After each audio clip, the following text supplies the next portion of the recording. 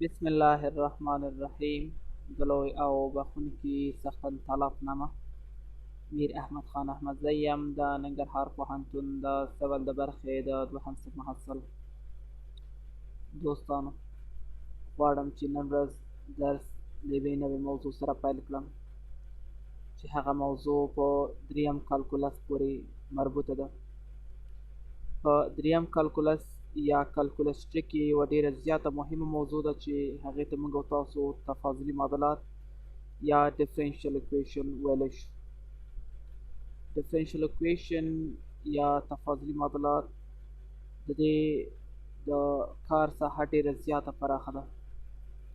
مخکې له دې نه چې تفاضلي معادلاتو په اړه باندې نور بحث ترسره کړو، یادونه باید تاسو ته وکړم چې زموږ د یوټیوب چینل درسره سبسکرایب او د ملګرو سره یې شیر کړئ تر څو هغوی هم وکولی شي چې زموږ د یوټیوب چینل د معلوماتو څخه برخمن شي.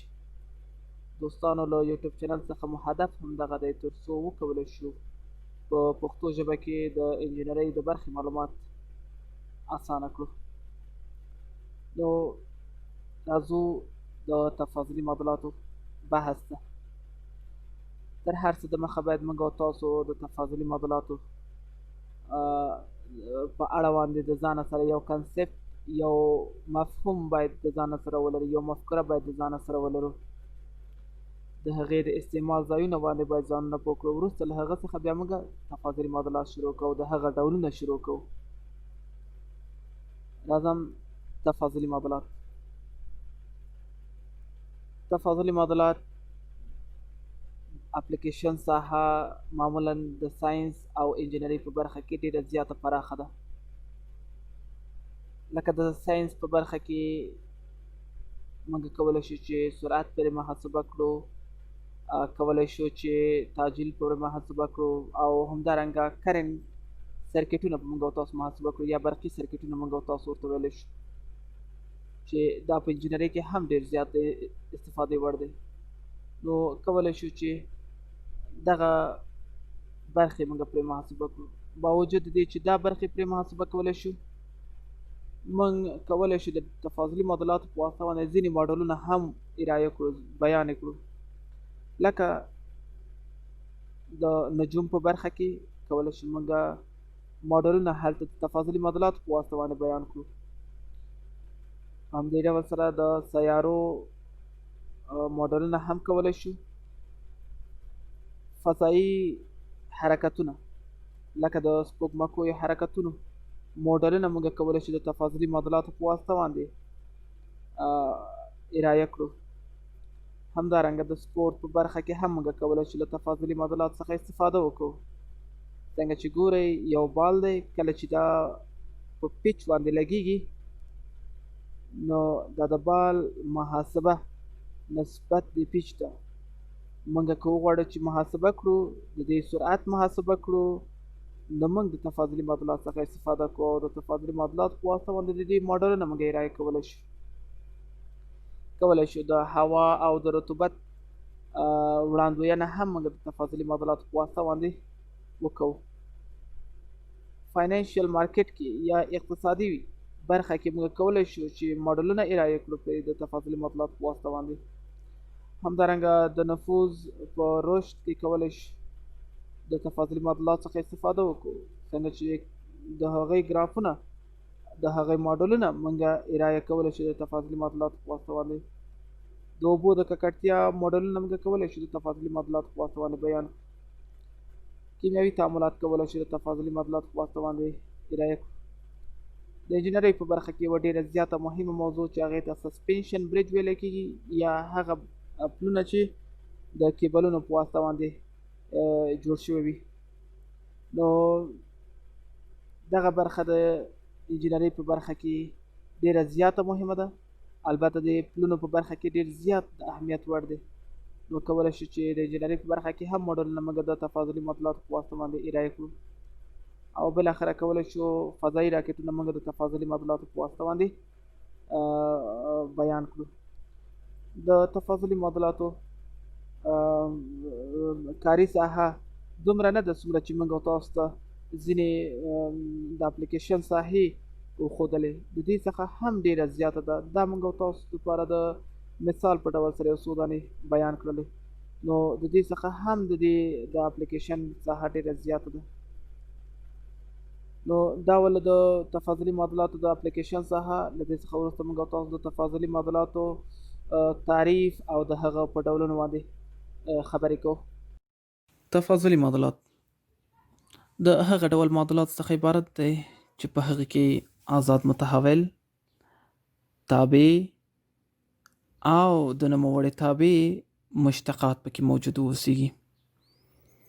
یعنی دا نسبت هغه مشتقاتو ته چې موږ تاسو په کالکولس ټکي ویلې، لکه لیمیټ دلتا وای پر دلتا ایکس به مو هلته ویل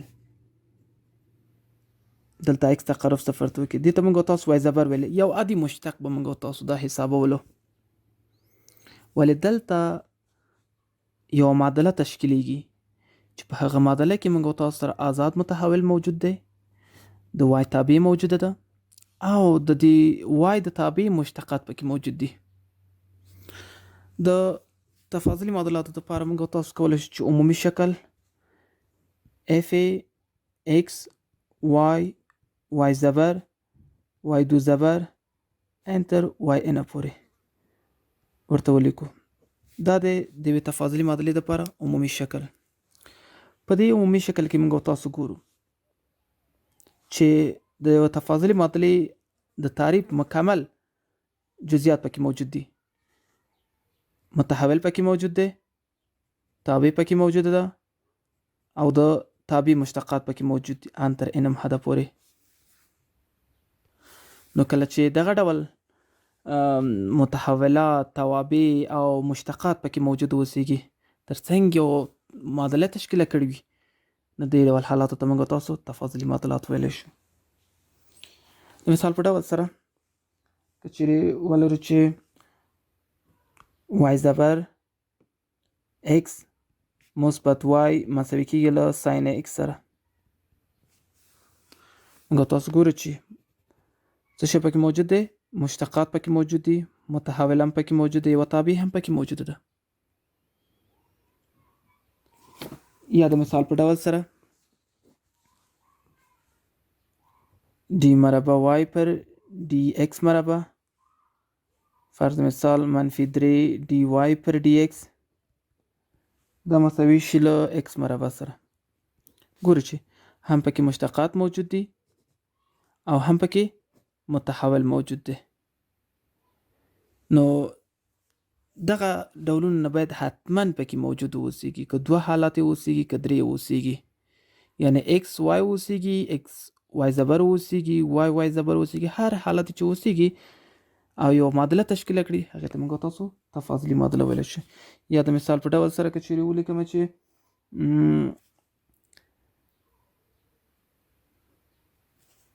فرض مثال وای مثبت وای زبر مساوي به شي له کوساین ایکس سره. په دې ډول سره دا هم یو تفاضلي معادله موږ تاسو سره تشکیله کړلی شو، هم پکې تابع هم پکې مشتقات پکې موجود دي. نو دغه ډول حالات چې موږ تاسو وینو او یو معادله تشکیله کړې وي، نو موږ تاسو دغه بیا د تفاضلي معادلاتو په نامه یادوو.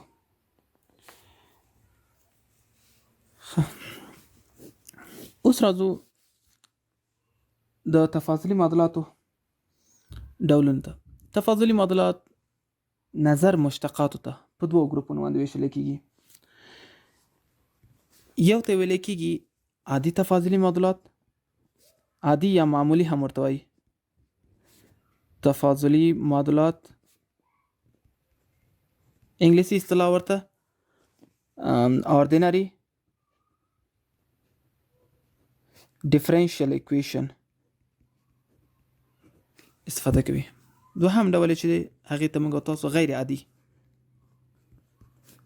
عادي یا قسمي هم ورته وایي. قسمي تفاضلي معادلات یا دې ته ویل کېږي partial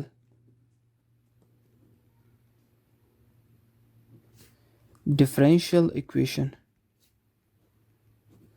دا په ځینو کتابونو کې د او ډي او ای په نوم باندې هم یادوي او دا چې دی بیا د پی ډي او ای په نوم باندې یادوي سره. نو نظر مشتقاتو ته په څو ډولو باندې ویشل کېږي؟ په دوو. یو ته ODE یا Ordinary Differential Equation، بل ته PDE چې Partial Differential Equation ورته ویل کېږي. تاسو لومړی عادي تفاضلي معادلات وایو. ODE Ordinary Differential Equation. عادي تفاضلي معادلات دا په خپل عادي مشتقات دي. موږ تاسو عادي مشتقات ویلو، ولې دلته موږ تاسو سره یو معادله تشکیلوي، نو په همدې خاطر باندې موږ تاسو ورته عادي تفاضلي معادلات ویلی شو، یا داسې هم ورته ویلی شو چې عادي تفاضلي معادلات له هغه ډول معادلات څخه عبارت دی چې نظر یو متحول ته پکې مشتق ونیولی شي. لکه فرض مثال موږ وایو چې dy پر dx مثبت y مساوي به شي له څو سره ای په توان د x سره. نو دلته y مشتق نسبت x ته نیولی شوی دی، یا د y په تابع کې نسبت x ته مشتق نیولی شوی دی، یعنې د y مشتق نسبت x ته نیولی شوی دی. دلته یو متحول ته مشتق ونیولی شو، بل کوم متحول دلته وجود نه لري، یعنې داسې وجود نه لري چې دا dy پر dx د شي مثبت y مثبت یو بل متحول هم دلته وجود لري چې dy پر dz، یعنی دوه متحول وجود نه لري، دلته یو متحول فقط وجود لري، یو متحول ته مشتق نیولی شوی دی، دوه متحول دلته څو دی؟ زید دی. نو که چیرې دغسې حالت راغلو بیا موږ تاسو دې ته عادي تفاضلي معادلات نشو ویلی. دا هم موږ تاسو سره عادي تفاضلي معادلات دي. وګورئ راځئ چې همغه خبره مثال ولیکو ورته. d2y پر dx2 منفي 3dy پر dx مساوي به شي له x مربع سره.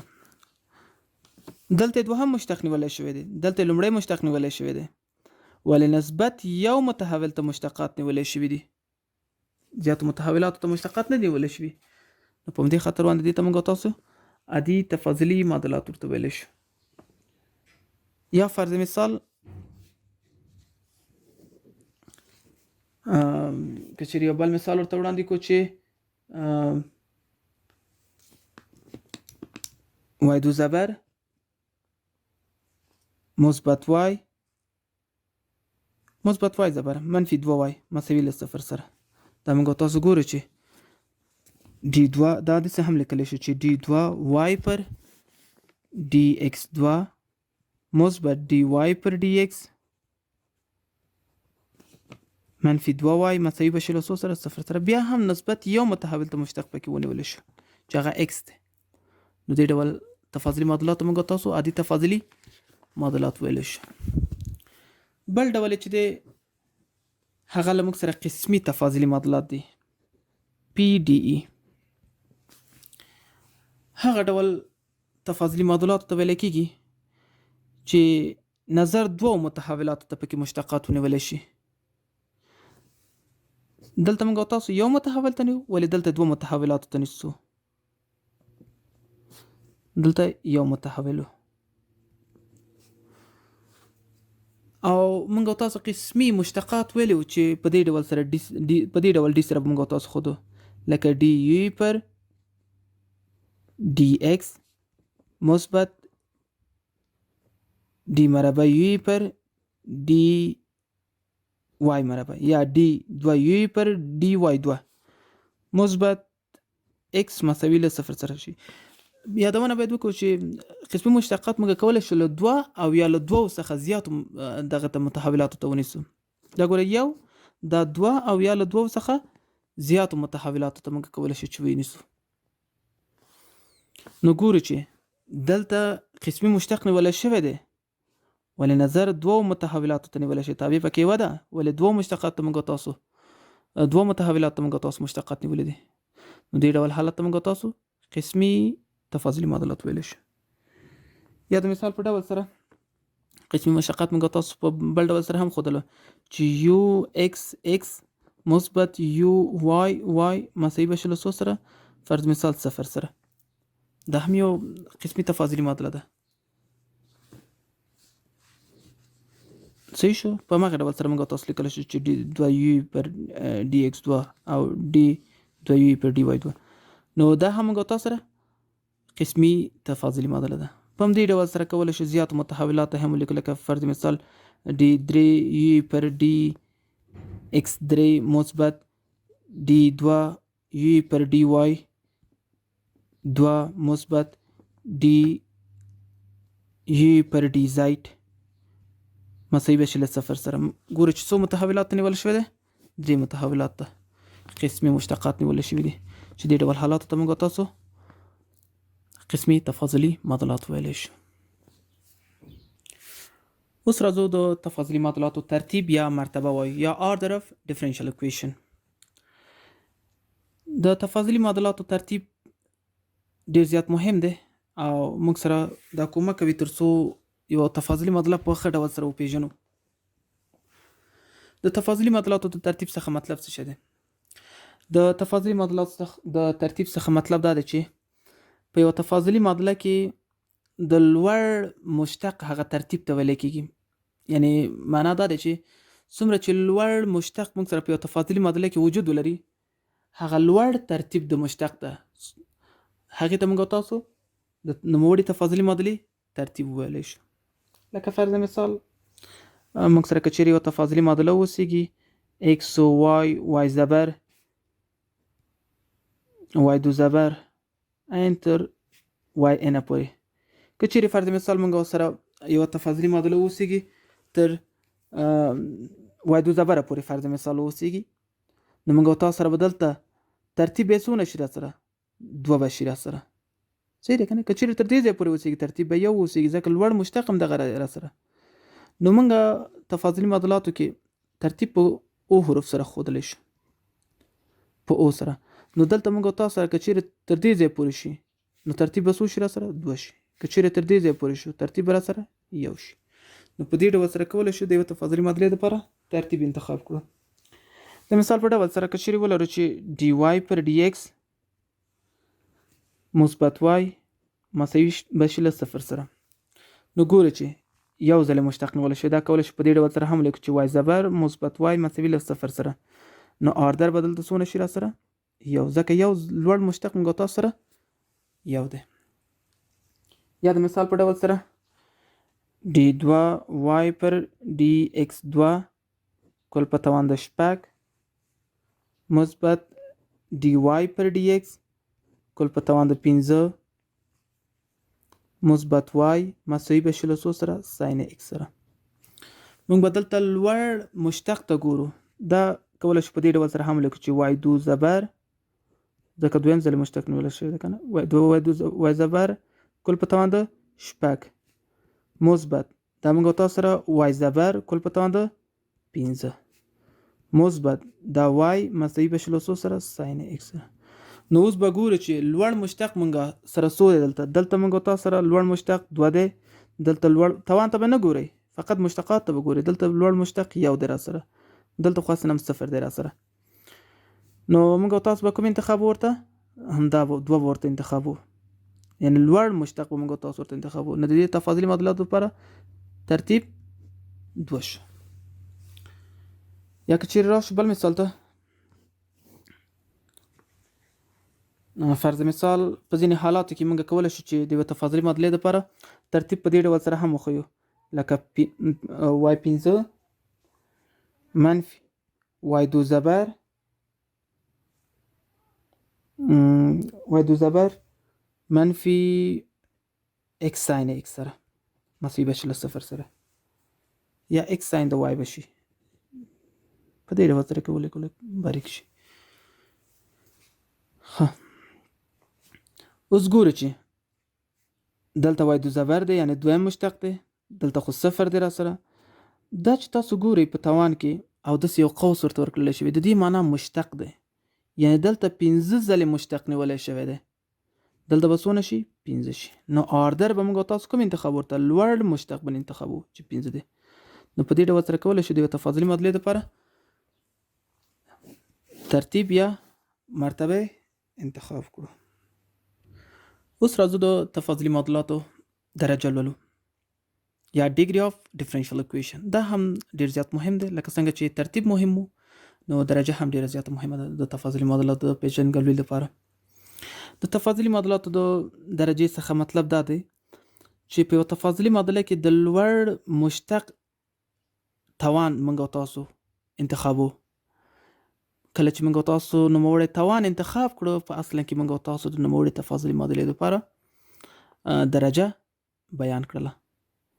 یعنی په یو تفاضلي معادله کې موږ تاسو ګورو چې د لوړ مشتق هغه توان څومره دی. کله چې هغه موږ بیان کړله نو موږ تاسو په اصلن کې د دې تفاضلي معادلې لپاره درجه بیان کړې ده.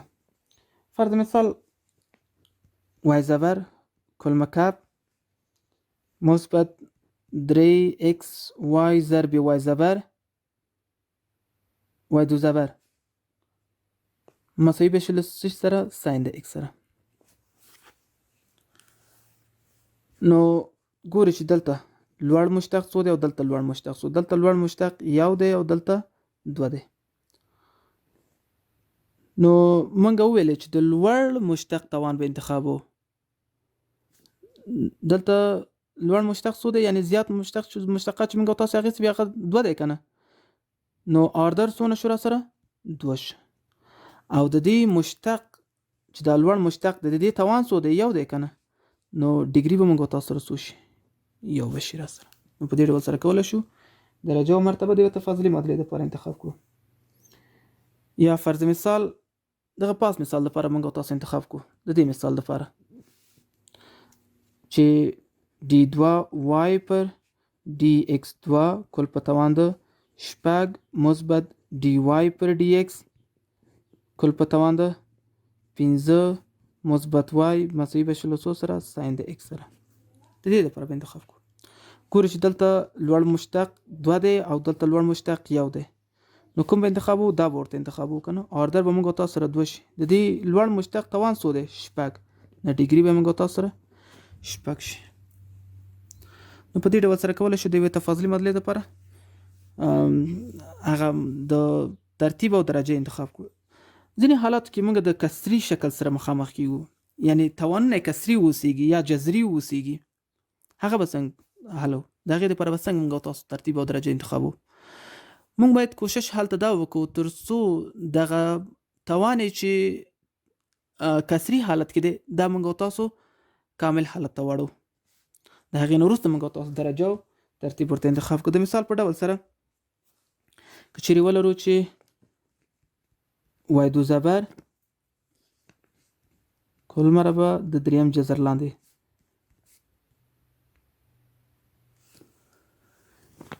دا مساوي شي له 1 مثبت y زبر مربع کل په توان د 1 پر 2 په دې ډول سره. نو موږ تاسو ګورو چې دلته دا به څو شي؟ دا به هم کسري حالت کې شي، هغه به هم کسري حالت کې شي. دا به 2 پر 3 هغه به دغه شي.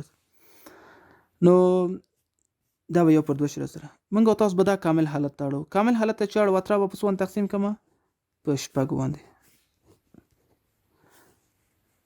دا چې موږ تاسو ساده کړو نو 1 3 او 2 3 1 او 3 دا موږ تاسو سره کوم حالت غوره کړی؟ نو y2 زبر 2 ضرب 2 4 دا به مساوي شي 1 مثبت y زبر کل مربع کل په توان ده 2 ضرب 3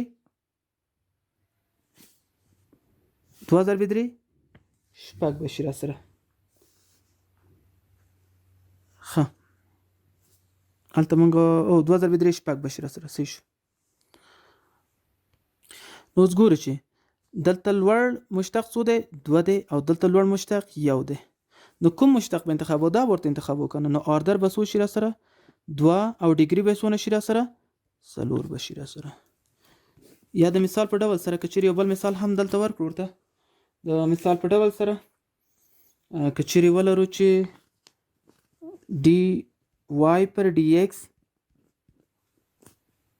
کل مربع دا مساوي شي له څو سره؟ d2y پر dx2 مثبت وای کل په توان د 3/2. بیا هم یو طرف کسری حالت غوره کړ نو اطراف په 4 تقسیم په 6 باندې دا به 12 شي d2 dy پر dx کل په توان د 12 دا به مساوي شي 1 او 3 3 ضرب 3 9 نو d2y پر dx2 مثبت y کل په توان د 9 بشي سره. اوس به دې ته موږ تاسو انکشاف ورکوو. نو ګورئ چې دلته درجه څونه ده 1 دی او دلته درجه 2 دی. نو موږ تاسو به کومه درجه انتخاب ورته دا ورته انتخاب وکړو. نو آردر به موږ تاسو سره 2 شي که چیرې دې ته انکشاف ورکړو نو د دې لوړ توان څو راځي موږ تاسو سره a په توان د 9 راځي کنه نو ډیګري به موږ تاسو سره څونه شي 9 بشي سره. نو په دې ډول سره کولای شو د تفاضلي معادلې لپاره ترتیب او درجه انتخاب کړو. دا ولو د تفاضلي معادلاتو په برخه کې لومړی درس د راتلونکو درسونو لپاره په تمه اوسئ.